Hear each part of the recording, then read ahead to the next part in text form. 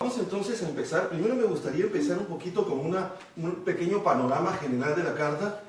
Vamos a leer el versículo 1. Dice lo siguiente, Colosenses capítulo 1, verso 1 dice, vamos a leerlos todos juntos, ¿qué les parece? Dice Pablo, apóstol de Jesucristo, ¿qué más dice? Por la voluntad de Dios y hermano Timoteo, dice, a los santos y fieles hermanos en Cristo que están en Colosas. Gracias y paz sean a vosotros, de Dios nuestro Padre y del Señor Jesucristo. Siempre orando por vosotros, dice, damos gracias a Dios, Padre de nuestro Señor Jesucristo, habiendo oído de vuestra fe en Cristo Jesús y del amor que tenéis a todos los santos, a causa de la esperanza que os está guardada en los cielos, de la cual ya habéis oído por la palabra verdadera del Evangelio, que ha llegado hasta vosotros, así como a todo el mundo, y lleva fruto, y crece también en vosotros, desde el día que oísteis y conocisteis la gracia de Dios es verdad. Como lo habéis aprendido de Epafras, nuestro consiervo amado, que es un fiel ministro de Cristo para vosotros. Muy bien, dice, quien también nos ha declarado vuestro amor en el Espíritu. Muy bien, entonces el día de hoy vamos a hacer un pequeño análisis desde el verso 1 hasta el verso 8, pero quisiera darles una pequeña introducción. Es la siguiente, otra cosa que quería invitarlos a hacer, a los que tengan, no es tanto por el hecho de decir, no estamos en Facebook, no es tanto el hecho de estar en Facebook, sino es el hecho de usar un medio de comunicación como las redes sociales que nos va a permitir llegar a otras personas. Este curso, si bien es cierto, es para nosotros como caballeros de la Iglesia Cristiana Puente de Vida en Gresida, y es la Sociedad de Caballeros Hispana, hay mucha gente que va a estar empezando desde hoy este curso online y nos va a seguir junto con nosotros. Muchos de ellos no son hombres, algunos son mujeres también, pero lo van a hacer obviamente en línea. Entonces, si alguno de ustedes tiene Facebook, compartan el grupo, porque eso es de bendición para otros también. Es nuestra misión no solamente ser de bendición para nosotros, sino puede ser de bendición para los demás. Así que queremos saludar a los que están ahorita viendo, están en línea, pues los saludamos, los bendecimos, les damos un fuerte abrazo y bienvenidos sean a este curso y este grupo de Sociedad de Caballeros Hispanos, donde vamos a estar estudiando este libro de Colosenses. Dios los bendiga. Bien, entonces la idea es la siguiente. Queremos enfocarnos un poquito en las cartas. Sobre todo hay 4 cartas que se llaman las cartas de la prisión, donde el apóstol Pablo está en prisión en Roma, ¿verdad? Y desde esa prisión él va a escribir 4 cartas. Y esas 4 cartas van a ser llevadas por 4 personas específicas a su destino. La primera carta es la carta de Filipenses o la carta de Efesios. Luego está la carta de los Colosenses, que es la que vamos a estudiar ahora, la carta de Filipenses y la carta de Filemón. Ahora, estas cartas son conocidas como las cartas se le llaman las cartas anatómicas o cartas de anatomía de la iglesia. ¿Por qué? Porque son cartas que en su conjunto son capaces de darnos todos los puntos importantes para la iglesia de Cristo. Ahora, lo interesante de todo esto es que, por ejemplo, y aquí quiero mencionar, justo lo tengo yo, aquí no se preocupen por apuntar porque usted lo va a descargar, lo va a tener, todo lo que vamos a hablar va a estar ahí, está ahí ya. Dice, por ejemplo, ¿quién lleva la carta a los Efesios? Lo va a llevar Tíquico. Tíquico va a llevar la carta desde Roma a la iglesia de Éfeso. ¿Por qué? Porque Tíquico era aparentemente el pastor o el líder de la iglesia antes de Timoteo. Luego Timoteo luego va a ser pastor también. Luego está Epafrodito. Epafrodito va a llevar la carta de los filipenses de Roma a Filipos. Y luego está el que vamos a ver ahora, que es Epafras, que es el que transportó la carta de los colosenses desde Roma hasta Colosas. Y luego está Onésimo, que es el que va a llevar la carta a Filemón, porque recuerden que él había sido esclavo de Filemón, y ahora va a ir como amigo, ¿no? Porque Pablo lo envía ya como amigo y no como esclavo. Lo interesante de esto, hermanos, es que Epafras era un personaje que cuando Pablo había ido a predicar a Éfeso, Epafras había escuchado a Pablo y Epafras se había convertido. Y luego Epafras va a Colosas y él empieza a dirigir esta iglesia en Colosas. Entonces Epafras era fruto del ministerio de Pablo. Entonces esto es interesante. Y Epafras era el pastor de ese lugar y una persona muy amada. Entonces esto es importante. Ahora, lo interesante de todo esto es que quería explicarles este contexto Y quería que mayormente nos diéramos cuenta de lo siguiente. La carta a los Efesios se va a enfocar en la iglesia en sí. Por ejemplo, en la iglesia, en el cuerpo de Cristo. Por ejemplo, en los primeros 3 capítulos, el apóstol Pablo en la carta a los Efesios nos va a enseñar, nos va a hablar un poco de qué hemos recibido ahora que somos cristianos y qué bendiciones espirituales hemos recibido gracias a que Cristo murió por nosotros en la cruz y resucitó. Sin embargo, la carta de los Colosenses se va a enfocar en Cristo y va a enfocarse en Cristo como cabeza de esa iglesia de la cual se habla en Efesios. Entonces son 4 cartas que trabajan en conjunto y son muy interesantes y profundas. Entonces ahora, otra de las cosas importantes es que la carta de los Colosenses tenía un propósito.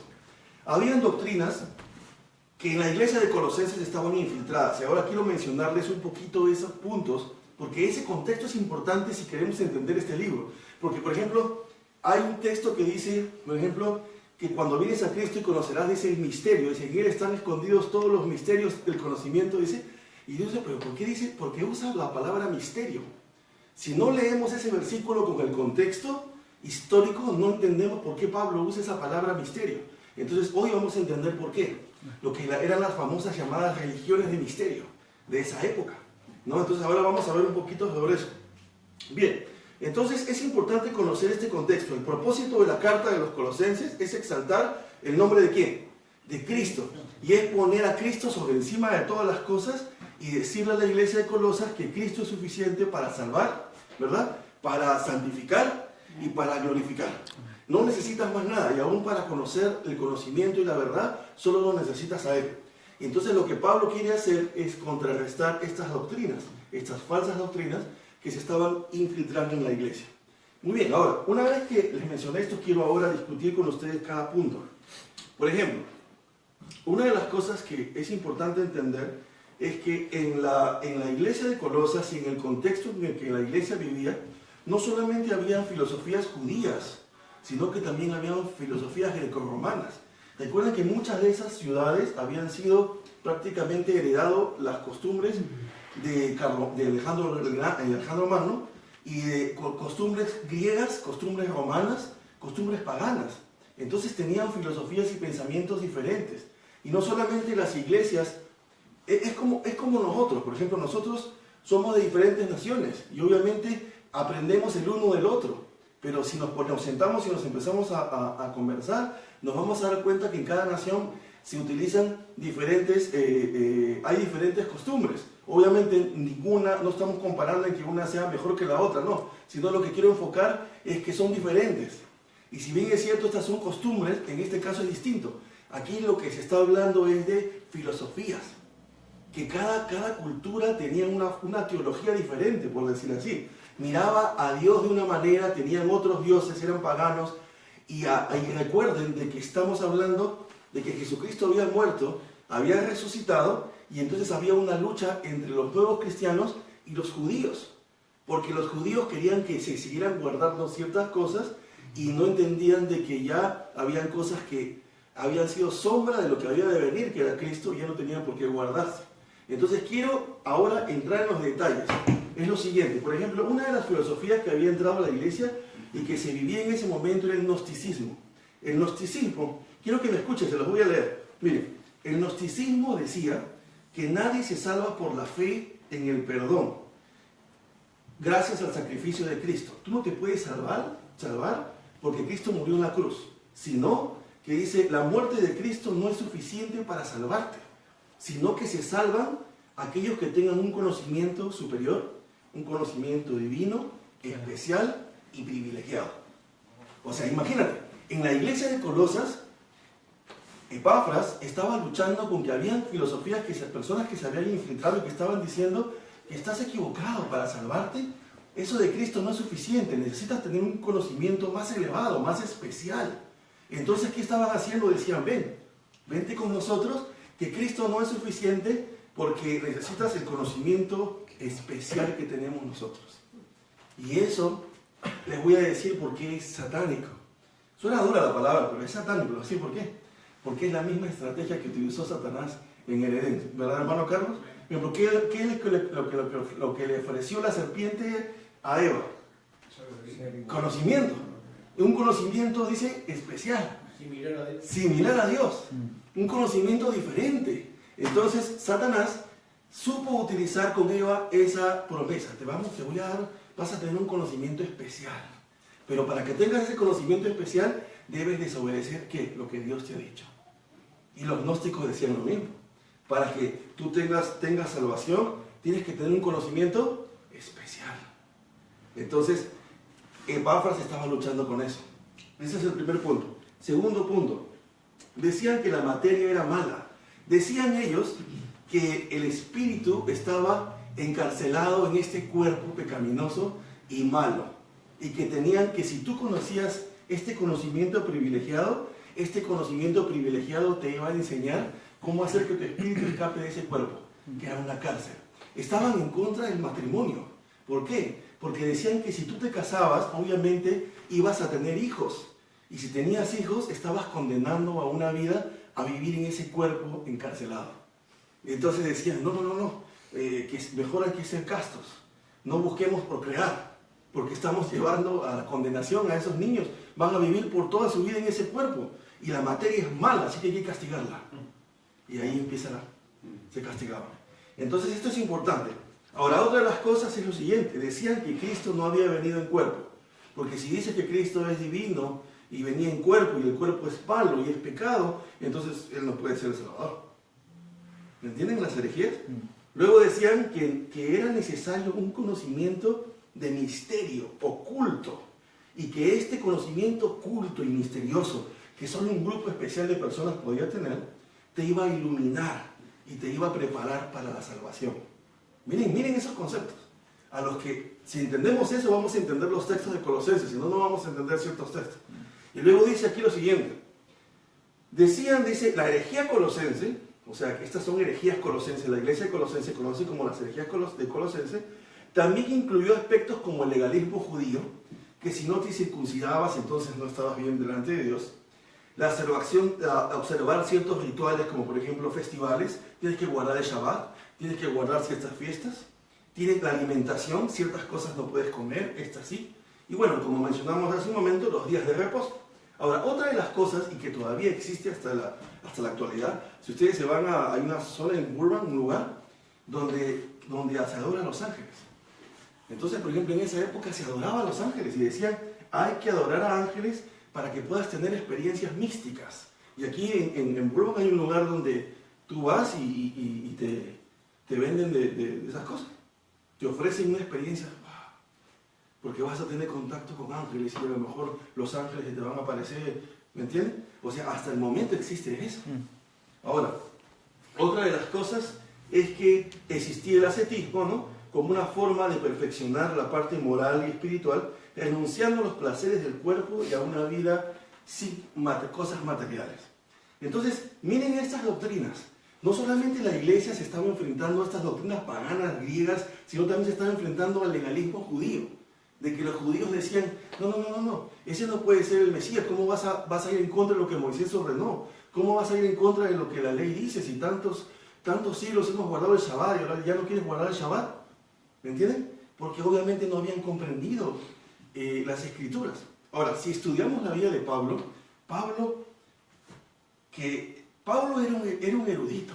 Pablo era un erudito, pero tremendo. Entonces, hay algunos historiadores como John Pollock que dicen que Pablo tenía memoria fotográfica. Y no solamente sabía hablar todas las lenguas de ese momento, no sabía hablar griego, latín, arameo, hebreo.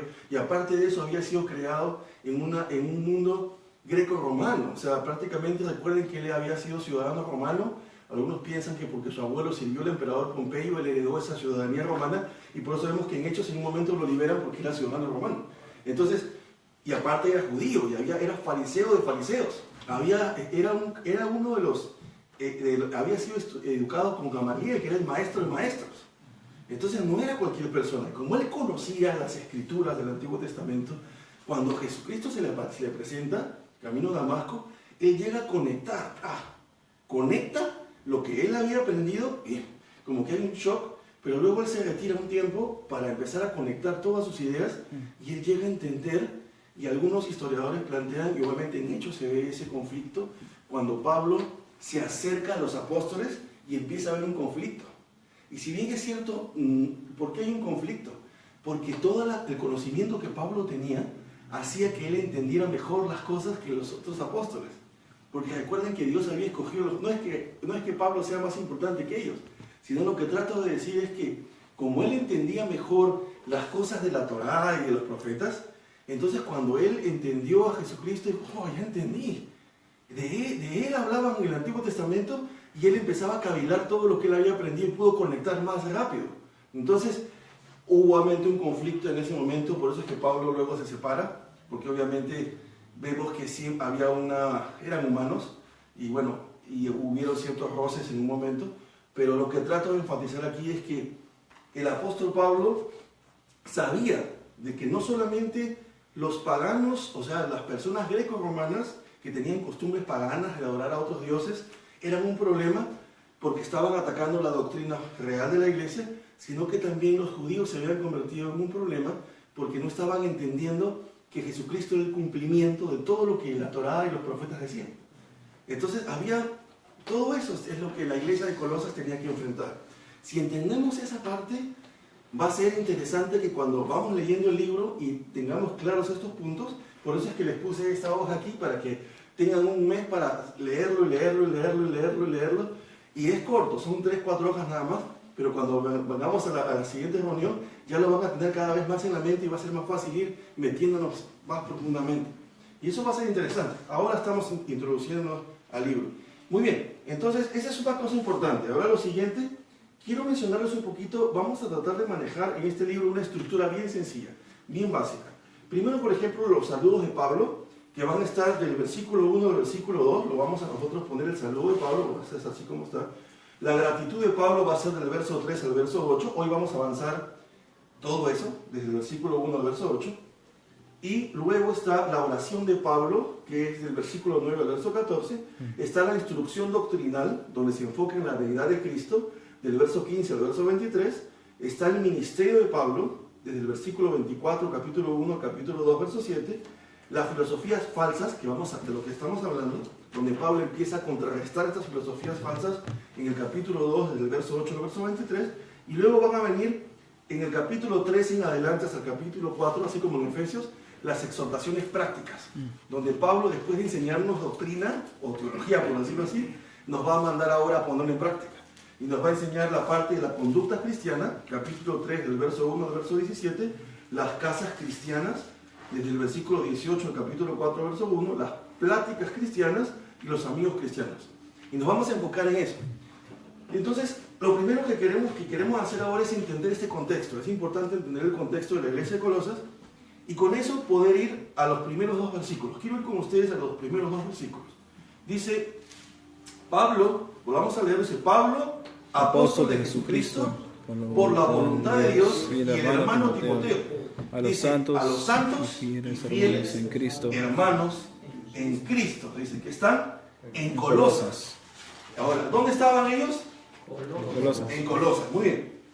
Ahora, lo interesante de esto es que dice que era Pablo apóstol de Jesucristo, por la voluntad de Dios. Y aunque esto parece repetitivo, es importante mencionar que Pablo se está identificando como un apóstol que ha sido llamado por Jesucristo.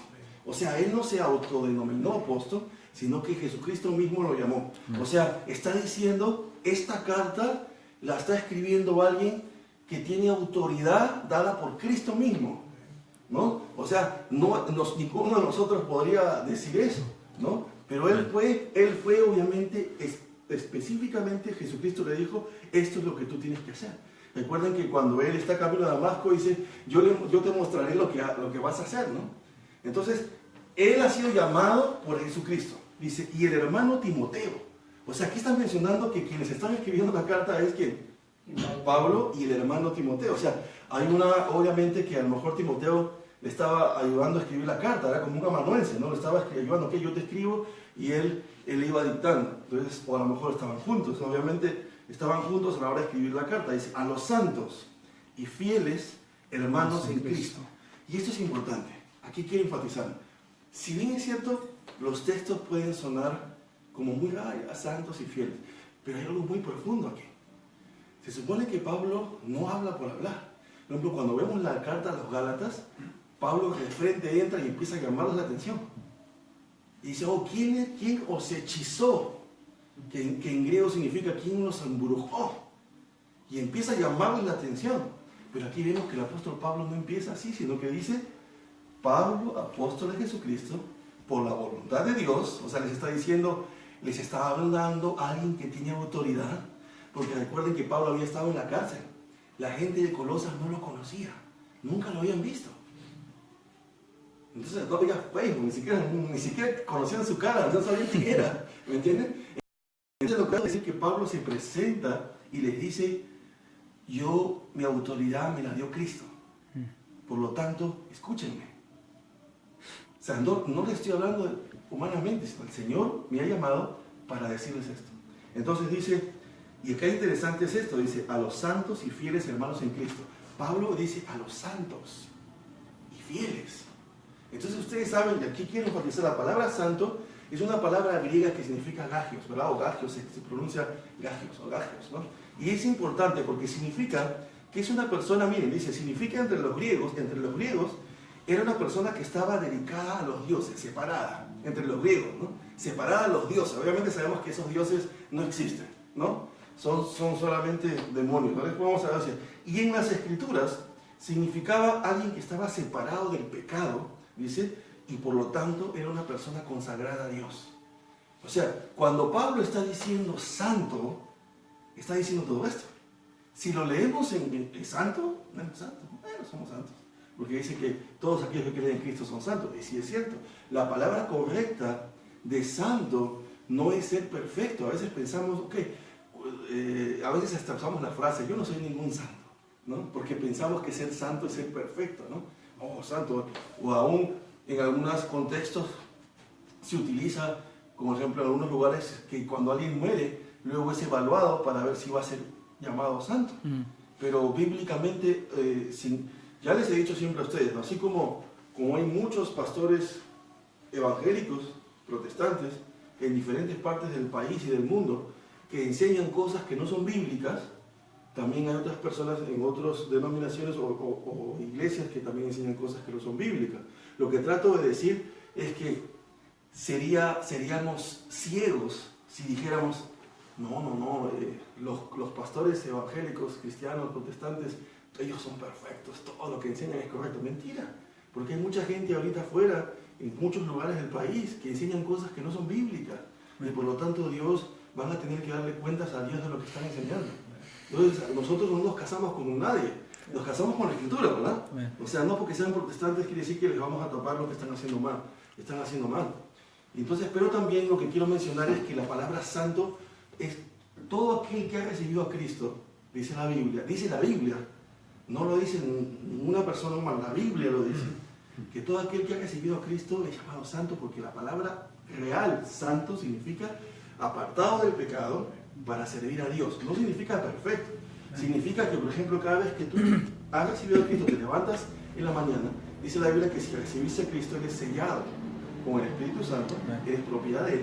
Ya no puedes, tú en tus fuerzas no puedes vencer el pecado.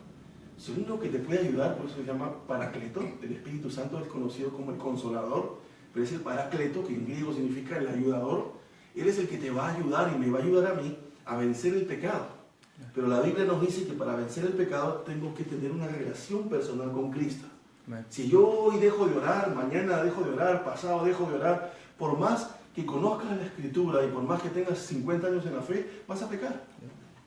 Porque no hay forma de no pecar si tú no te mantienes separado. Por eso se llama proceso de santificación, mantenerme separado para Dios. No significa enclaustrado. Tienes que salir al mundo, hacer lo que tienes que hacer, pero tienes que guardar tu corazón para Cristo. Entonces aquí Pablo está diciendo que los miembros de la iglesia de Colosas son santos. Significa que se han separado del pecado para servir ¿a quién? A Dios. O sea, no es cualquier iglesia. Y aparte está diciendo lo siguiente. Dice fieles. Y miren, quiero decirles lo siguiente. La palabra fiel, si tú buscas la palabra fiel, me gusta más la definición en inglés que en español. En inglés dice loyalty to faith. Significa, ¿qué significa loyalty? Leal a la fe. Leal. O sea, está diciendo que los miembros de la iglesia de Colosas son leales a la fe. O sea, no son traidores. No son personas que dicen, no, somos cristianos, pero luego cuando tienen que servir al Señor, le dan la espalda al Señor. Y no son fieles, sino que son leales. Dice, loyalty to faith, es leal a la fe. Pero lo más interesante que me gusta aquí es que significa lealtad y fidelidad, sí es cierto. Pero ahí la palabra es faithful, ¿no? Que significa loyalty to faith. Y la palabra fe, eso es lo más interesante y me encanta aquí porque dice, Timoteo a los santos y fieles hermanos en Cristo. Dice, santos y fieles hermanos en Cristo. O sea, no está diciendo que son simplemente fieles, son fieles en Cristo. Y esa palabra en Cristo es profunda. Porque la podemos pasar por alto, pero si la analizamos no es tan superficial. Que ser fiel en Cristo significa que tienes una relación íntima con Él. Que tu fidelidad y tu santidad es producto de tu relación íntima con Cristo. Es lo que Pablo les está diciendo. Fieles, dice, santos y fieles hermanos en Cristo que están en Colosas, gracia y paz sean a vosotros, de Dios nuestro Padre y del Señor Jesucristo. Eso es importante, gracia, ¿no? Gracia y paz. Ya sabemos que la gracia es el favor inmerecido. Es lo que tú y yo no merecemos. La Biblia dice que nadie, no hay ningún ser humano en el planeta, no existe, que pueda hacer las suficientes obras para ir al cielo. Nadie. La Biblia dice en Romanos que no hay justo ni aun uno. Nadie puede tener los méritos suficientes para decir, yo soy tan bueno, merezco ir al cielo. Nadie. Porque inclusive hay muchas personas en el mundo que dicen, yo no necesito ir a la iglesia. ¿Por qué? Porque yo no robo, no mato, yo no soy un violador, yo soy bueno, le hago el bien a todo el mundo. Sí, pero es que a lo mejor esa persona comparada con nosotros, que somos imperfectos, es bueno. Pero si lo ponemos comparado con Dios, se queda corto. Ninguno es nada.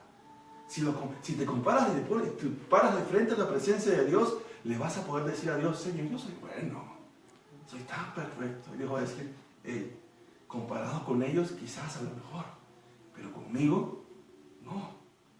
Entonces, esto es importante. ¿Por qué es importante? Porque no hay obra que pueda hacerte salvo.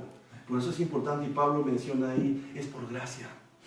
Por eso la Biblia dice, la salvación no es por obras para que nadie se gloríe. Para que nadie diga, no, yo he hecho las suficientes obras, soy tan bueno, ayudo a tanta gente, porque yo les digo, podemos ayudar, podemos salir ahorita y acabar con los jóvenes de Estados Unidos. Vamos a poner. Pero si no hemos aceptado a Cristo en nuestras vidas, si no vivimos una vida conforme a lo que la Biblia manda, no lo que manda el hombre, no vas a entrar al cielo.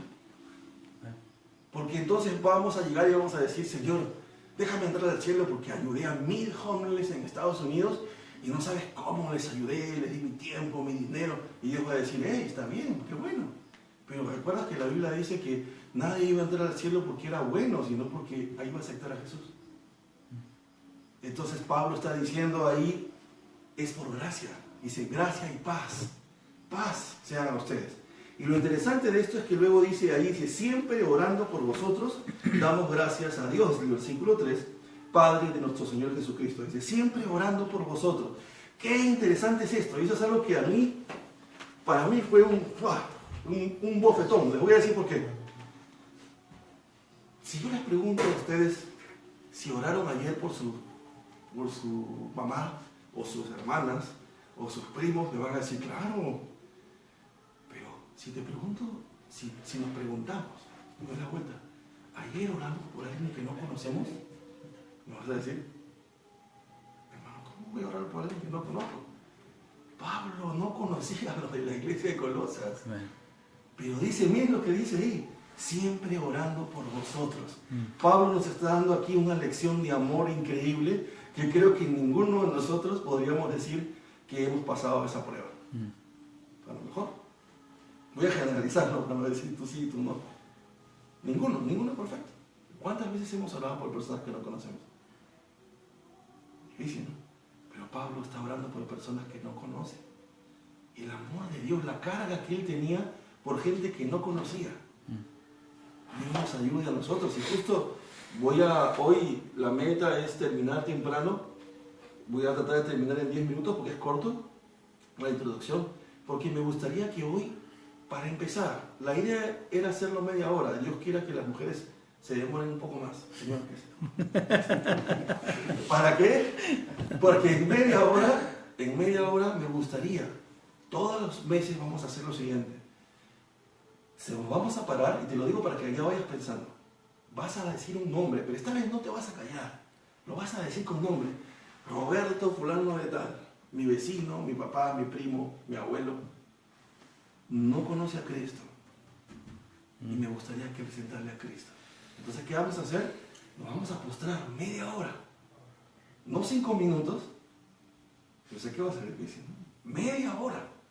Y vamos a orar por esa persona. Y tú dirás, pero hermano, media hora sí.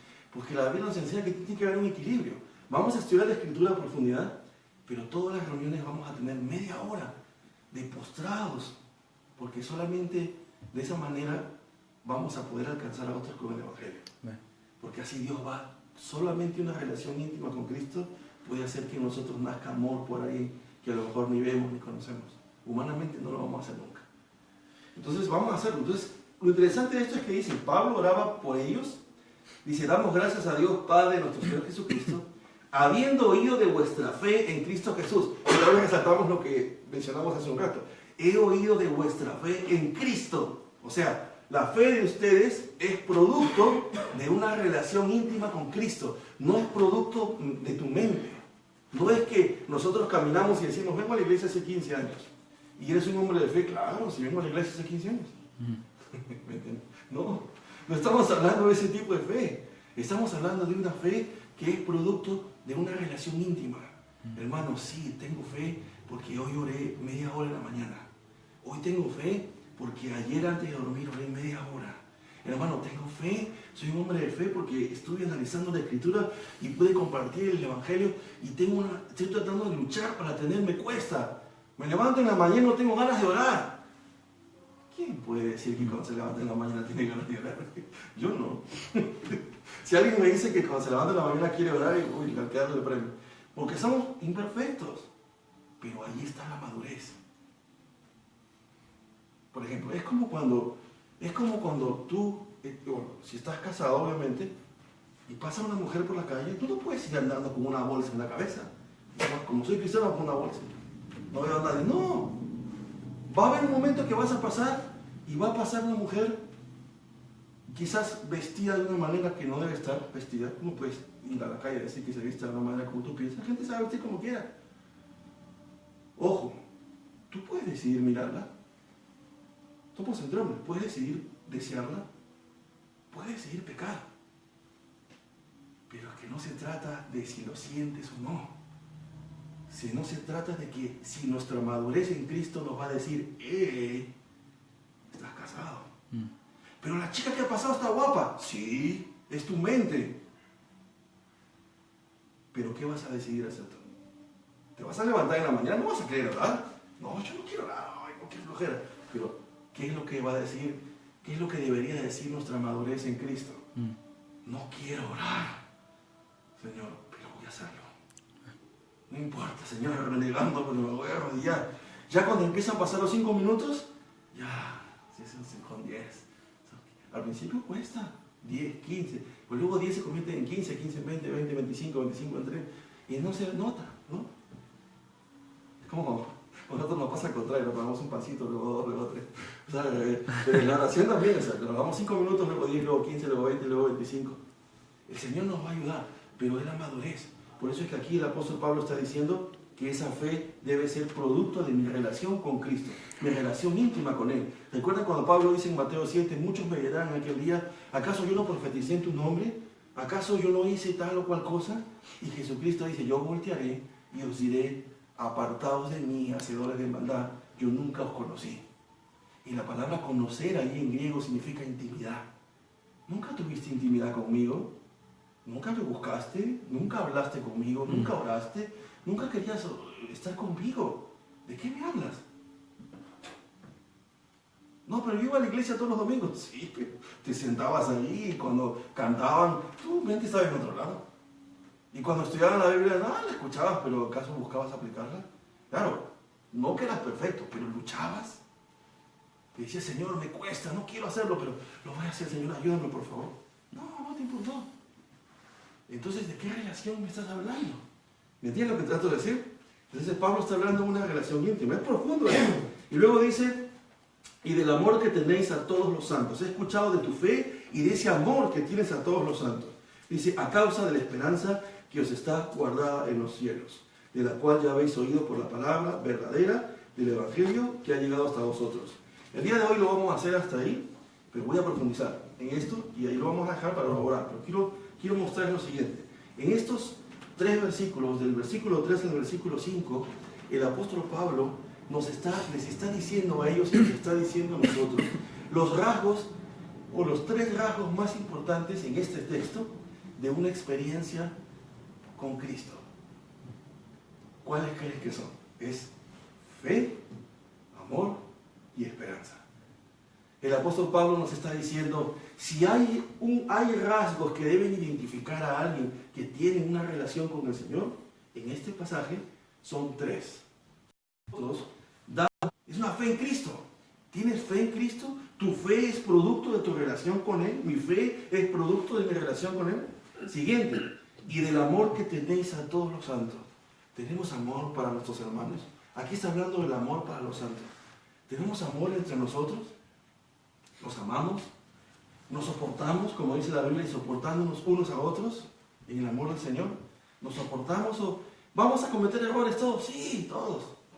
Todos. No hay ninguno que esté aquí que no vaya a poder fallarnos entre nosotros. Por eso es que Jesús sabía eso y por eso Jesús, aún en el Sermón del Monte, que lo hemos visto, le dice, si alguno de tus hermanos tiene algo contra ti, ve y ponte de acuerdo con él. No dice, si alguien tiene algo contra ti, quédate así resentido con él y sigue mirándolo, ya no le hables. No. Dice, si alguien tiene algo contra ti, ve y ponte de acuerdo, búscalo. ¿Sabes qué? Mira, la vez pasada me hiciste esto y me dolió. Quiero decirte que me quería resentir. Y a lo mejor la otra persona escucha y dice que perdóname, me equivoqué, no me di cuenta. Y se ponen de acuerdo y se piden perdón. O sea, lo que trato de decir es el amor práctico.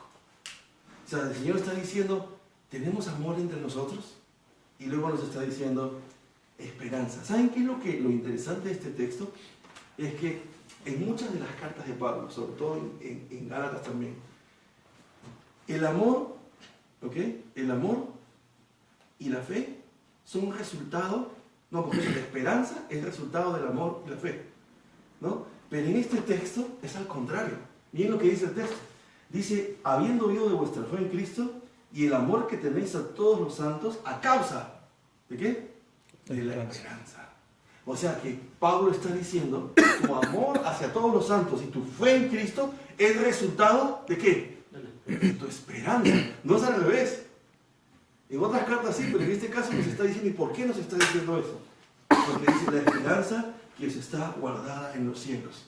Y por eso una vez dijimos, porque en la carta de los Efesios también el apóstol Pablo nos enseña eso, que los cristianos no vivimos en base solamente al pasado. Y lo he mencionado varias veces. A veces uno dice, no voy a hacer tal cosa en el presente porque el pasado me ha enseñado que debo hacerlo diferente. Sí, es cierto. No estoy diciendo que no debemos usar la mala experiencia o la buena experiencia para aprender. Tenemos que hacerlo. Pero el apóstol Pablo nos dice en la carta de los Efesios, y aún aquí lo está diciendo, que nuestra vida en el presente debe ser resultado de lo que tú y yo ya sabemos acerca del futuro. Y tú dices, ¿cómo es eso? ¿Cómo voy a vivir mi presente en base al futuro? Sí, porque la carta de los Efesios y la carta de los Colosenses, sobre todo la carta de los Efesios, te dice en los primeros capítulos que por haber recibido a Cristo, tú y yo ya estamos sentados en tronos celestiales. Y tú dices, posicionado, ¿cómo es eso? Y ahora uno dice, ¿cómo voy a estar en el futuro? Es que ahí está lo interesante. Hay un filósofo ahora que está tratando de demostrar, lo mencioné, que dice que el futuro, el presente y el pasado coexisten al mismo tiempo. Son filosofías todavía. Pero si tú ves muchas de las películas que la NASA plantea, siempre habla de mundos paralelos, de cosas así, ¿no? Que son teóricos. Pero lo que trato de decir es que, y me atrevo a decir esto, La física de Dios es más avanzada. Dios es el que creó la ciencia. Amén. Dios es el único que puede coexistir en el pasado, presente y futuro. Por eso que en Efesios dice que hemos sido predestinados desde la fundación del mundo. Y algunos dicen, bueno, no voy a entrar a ese detalle, pero algunos piensan que ser predestinado es que Dios dijo, estos 5 se van al infierno y estos 4 se van al cielo. No, sino que a veces olvidan un factor importante, el preconocimiento de Dios. Amén. Dios ya sabe desde el principio de la creación que fulano de tal en 1973 iba a creer en él. Y por lo tanto, como él ya estaba allá y estaba allá, él dijo, ok, este va a ser mi hijo. Y este no, porque este va a rechazar el mensaje de Cristo. Pero somos otro punto. Pero lo que trato de decir es que Dios es el único que puede estar en los 3 tiempos. Y por eso es que Pablo está diciendo aquí que tu presente, dice, a causa de tu amor y tu fe, es a causa de la esperanza que se está guardada en los cielos. O sea, lo que tú dices, Pablo dice que Jesús, yo ya estoy sentado en tronos celestiales, dice que si he recibido a Cristo tengo vida eterna, dice que si he recibido a Cristo yo no me voy a condenar en el infierno, no me voy a estar nunca separado de Dios, sino voy a estar con Él por la eternidad. Dice la Biblia que aquellos que hayan aceptado a Cristo van a recibir la corona de vida y otras coronas más, si predicaste el Evangelio, si obviamente llevaste a los pies de Cristo, etcétera, etcétera, etcétera. Dice que Dios me promete que en ese lugar nunca más va a haber sufrimiento. Acá sí, por más que tenga a Cristo, voy a pasar momentos difíciles, pero Él me promete que me va a ayudar en esos momentos difíciles. No me promete perfección aquí, pero sí me la promete allá. Entonces, en base a todo eso que Él me está diciendo, mi presente debe ser diferente. Y por eso es que la iglesia de Colosas tenía su fe en Cristo y su amor por otros, debido a que ellos habían escuchado el Evangelio y sabían que algo diferente los esperaba. Y por eso su presente era distinto. Entonces la carta de Colosas empieza así. Miren, esos 3 versículos, primeros 3 versículos, siempre los podemos leer de golpe, pero son profundos. Y recién estamos comenzando, el Señor nos va a ayudar. Vamos a ponernos de pie. Vamos a ponernos de pie.